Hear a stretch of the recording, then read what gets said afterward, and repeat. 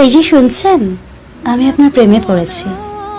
না, এটা আহামরি কিছুই নয়, কারণ এই পৃথিবীতে প্রত্যেকটি সেকেন্ডে লক্ষ লক্ষ মানুষ প্রেমে পড়ছে, এবং কিছু মানুষ এক জীবনে লক্ষ বারও প্রেমে পড়ছে। তাই আমার প্রেমে পড়াটা একদমই গুরুগম্ভীর কিছুই নয়।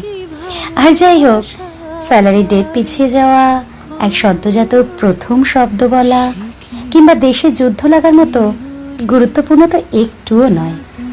তবু জানাতে ইচ্ছে করলো, কারণ আমি মনে করি প্রেম জানানোটা একটা ভীষণ কঠিন কাজ। ভালোবাসি না বলার থেকে ভালোবাসি বলতে বেশি সাহস লাগে।